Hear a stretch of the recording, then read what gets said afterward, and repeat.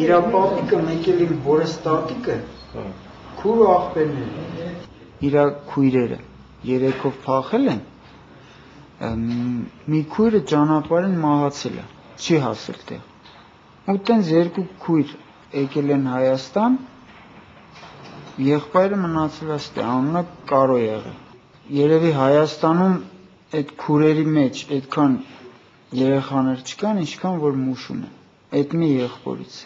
Աղասի Ղուկասյանը հայաստանցի է, Թալինի Սասնա շենքյուղից։ Մուշում նրա հետ հանդիպումն անակնկալ էր մեզ համար։ Մեր աշխատախմբի հետ հանդիպմանը Աղասին ներկայացել էր իր տեղաբնակ ազգականների հետ միասին։ Հայրետին Ասլանը Մշեցի Ավետիսյանների տոհմից է, որը Մեծ Եղեռնից մոտ 1 տար անց էլ շարունակում է փնտրել իր Գերդաստանի աշխարհով մեկ սփռված ժառանգներին։ Հայերեն մի քանի բառ է արտաբերում, սակայն բոլոր հարազատներին գիտի անուն առանուն։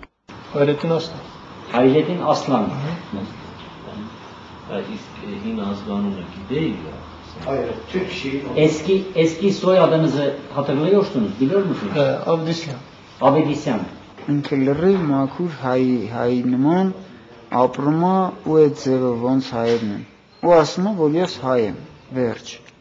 իմ պապերը որ հայ են ես էլ եմ հայ Ինչպես նշեց Ասլան Դարցած Ավետիսյանը, ազգակցական այրունակցական կապը շատ ամուր է, այն ձգողական ուժ ունի։ Դա է պատճառը, որ հայրետինը կամ ավելի ճիշտ Հայկը, անկախ առկա դժվարություններից մի քանի անգամ այցելել է Հայաստան։ Առաջին անգամ աղասուն եւ մյուս հարազատներին գտնել չի հաջողվել, սակայն ինքն իրեն եւ եղբայրներին խոստացել է, որ ցանկացած գնով հասնելու է իր նպատակին։ Մեր բարեկամները եկել էին Թալին, Սասնաշեն Հարց ու փորձ էին արա դե իմ օրական պապս երին Սասնաշենից է եկել էին ընդեղ հարց ու փորձ էին արել ու այտենց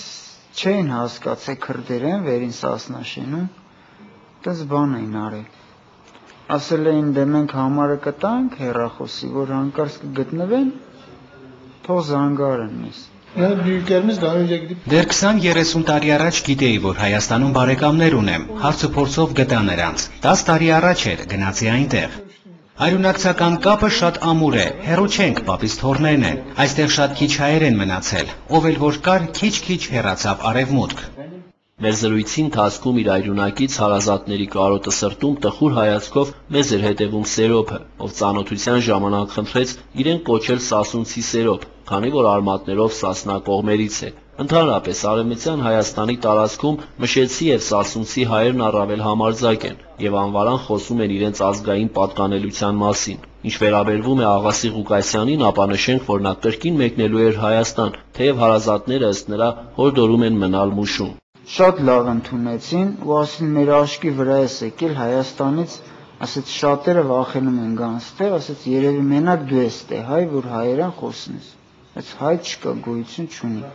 Մի ձեռով կխոսաս, ոտով կխոսաս, ասի, չգիտեմ, քուրդերեն, մուրդերեն կխոսանք իրար հետ։ Ու այդ ձև խոսացել ենք, բոլորն էլ արդեն ոնց որ ընտելացել են ինձ չեն ուզում, որ ես գնամ։ Մշեցու թոր Թալինցի աղասու եւ Մշեցու թոր Մշեցի հայրետինի հանդիպման եւ Ավետիսյանների Գերդաստանի պատմությունը հայաշատ եւ հայաշուշ տարոն աշխարհի մեծ պատմության փոքրիկ մի դրվագ է, եղեռնազարկ եղած մի ամբողջ ժողովրդի ճակատագրի փոքրիկ մի էջ։ Այդ էջերն ու դրվագները մենք դեռ կլուսաբանենք։ Մուշում անելիք շատ կա։ Էդուարդ Մխիթարյան, Համբարձում Պապոյան, Գալանյուս, Մուշ։